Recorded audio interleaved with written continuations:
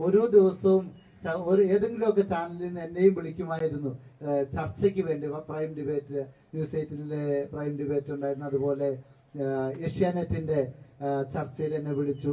അതുപോലെ ഇന്നലെ മാതൃഭൂമിയുടെ ചർച്ചയിൽ എന്നെ വിളിച്ചത് ബഹുമാനപ്പെട്ട അഭിലാഷ് സാറ് വിളിച്ച് ഞാൻ ഓർക്കുകയാണ്. നിങ്ങൾ ഒരു കാര്യം ശ്രദ്ധിക്കണം, ഈ ചർച്ചയിലൂടെ നമുക്ക് ഒത്തിരി കാര്യങ്ങൾ നമ്മളുടെ പൊതുജനത്തോട് പറയാൻ സാധിച്ചു.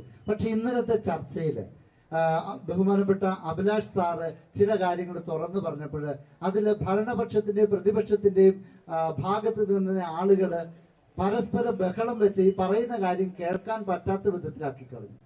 ദൈവം അനുഗ്രഹിച്ച് ഇവരുടെ ബഹളം തുടങ്ങുന്നതിന് തൊട്ടു മുൻപ് കാര്യത്തെ കുറിച്ച് പറയാൻ എനിക്ക് 2-3 മിനിറ്റ് കിട്ടി ഭാഗ്യത്തിന്.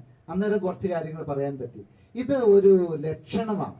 ഈ സമൂഹത്തിലെ സാധാരണക്കാരന്റെ അടിസ്ഥാനപരമായ പ്രശ്നങ്ങളെ സമൂഹത്തിൽ അവതരിപ്പിക്കുവാൻ വരുമ്പോൾ അത് കേൾക്കാൻ പറ്റാത്ത വിധത്തിലാക്കി കളയുവാൻ ഇവിടെ കാലാകാലങ്ങളായി ചില തൽപര കക്ഷികൾ പ്രവർത്തിക്കുന്നതിൽ ഉത്തമ ഉദാഹരണമാണിത്.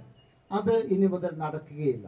ബഹുമാനപ്പെട്ട മാധ്യമ പ്രവർത്തകര് നമ്മുടെ കൂടെ സഹകരിക്കുന്നത് കൊണ്ട് നമ്മളുടെ ആവശ്യങ്ങൾ വളരെ കൃത്യമായി പൊതുജനത്തിന് മുമ്പാകെയും ഗവൺമെന്റുകൾക്ക് മുമ്പാകെയും അവതരിപ്പിക്കുവാൻ നമുക്ക് സാധിച്ചു. അതിന് ഞാൻ ഒരിക്കൽ കൂടി മാധ്യമപ്രവർത്തകർക്ക് നന്ദി പറയുകയാണ്. ഞാൻ ദീർഘിപ്പിച്ച് പറയുന്നില്ല, കാരണം ഞാൻ പലതവണ ഇവിടെ വന്ന് പ്രസംഗിച്ചതാണ്. അത് മാത്രവുമല്ല, അഭിമന്യമാർ ജോസഫ് പാമ്പ്ളാനി പിതാവ് പറഞ്ഞതിന്റെ അപ്പുറത്തേക്ക് ഒന്നും പറയാൻ ഞങ്ങൾക്ക് ആർക്കുമില്ല. അഭിമന്യ പിതാവിന്റെ ശക്തമായ വാക്കുകൾ കേൾക്കേണ്ടയിടത്ത് എത്തുമെന്ന് എനിക്ക് ഉറപ്പുണ്ട്. അതനുസരിച്ച് മുനമ്പം ജനങ്ങൾക്ക് നീതി ലഭിക്കട്ടെ എന്ന് ഞാൻ ആഗ്രഹിക്കുകയും പ്രാർത്ഥിക്കുകയും ചെയ്യാണ്. ഒറ്റ കാര്യം കൂടി പറഞ്ഞു നിർത്തട്ടെ. ഇവിടെ ഒത്തുതീർപ്പുകളോ സന്ധികളോ ഒന്നല്ല ഞങ്ങൾക്ക് ആവശ്യം. ഈ മുനമ്പൻ ജനതയുടെ സ്വന്തം സ്വത്ത് അത് അവരുടേത് മാത്രമാണെന്ന് അസന്നിഗ്ധമായിട്ട് കേരള ഗവൺമെന്റ് പ്രഖ്യാപിക്കുന്നത് വരെ ഈ മുനമ്പൻ ജനത ഇവിടെ സമരം നടത്തും. ഞങ്ങളെല്ലാവരും കൂട്ടത്തിൽ ഉണ്ടാവുകയും ചെയ്യും.